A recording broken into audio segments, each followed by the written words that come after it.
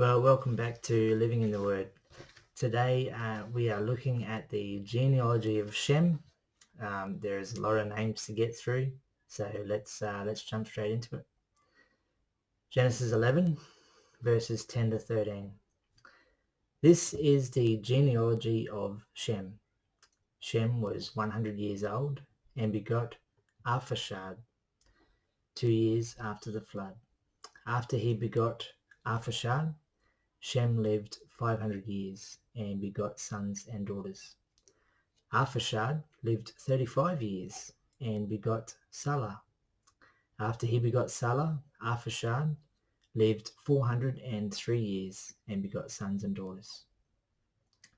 So we've just read there that Shem, after 100 years, he has Arphaxad, and Shem was 600 when he died. Arphaxad, after 35 years, had Salah, and after Arphaxad was 438 when he died. So we'll continue on. Genesis 11 verses 14 to 17. Salah lived 30 years and begot Eber. After he begot Eber, Salah lived 403 years and begot sons and daughters. Eber lived 34 years and begot Peleg. After he begot Peleg, Eber lived 430 years and begot sons and daughters. So here we've read that Salah, after 30 years, he has Eber, and Salah was 433 when he died. And then Eber, after 34 years, had Peleg. Eber was 464 when he died. Genesis 11 verses 18 to 21. Peleg lived 30 years and begot Reu. After he begot Reu, Peleg lived 209 years and begot sons and daughters. Reu lived 32 years and begot Serug. After he begot Serug, Reu lived 207 years and begot sons and daughters. So here Peleg, after 30 years, he has Reu. Peleg was 239 when he died. Reu, after 32 years, had Serug. Reu was 239 when he died.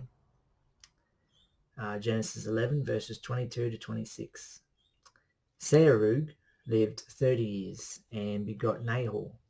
After he begot Nahor, Serug lived 200 years and begot sons and daughters. Nahor lived 29 years and begot Terah.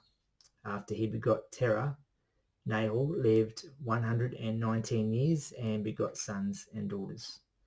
Now Terah lived 70 years and begot Abram, Nahor, and Haran. So now we've read that Serug, after 30 years, had Nahor. Serug was 230 when he died. Nahor, after 29 years, had Terah. Nahor was 148 when he died. And now we find that Terah, after 70 years, he becomes the father of Abram, Nahor, and Haran. Genesis 11 verses 27 to 32. This is the genealogy of Terah. Terah begot Abram, Nahor, and Haran. Haran begot Lot, and Haran died before his father Terah in his native land in Ur of the Chaldeans.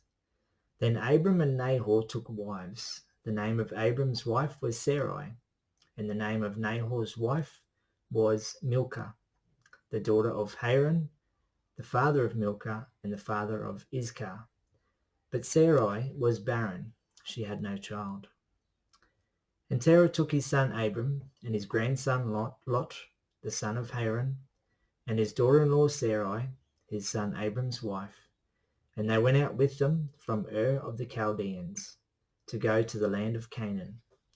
And they came to Haran and dwelt there. So the days of Terah were 205 years, and Terah died in Haran. So Haran has a son by the name of Lot, and then he dies. Abram has a wife, Sarai, and Nahor has a wife, Milcah. Terah then takes his family from Ur of the Chaldeans to Canaan.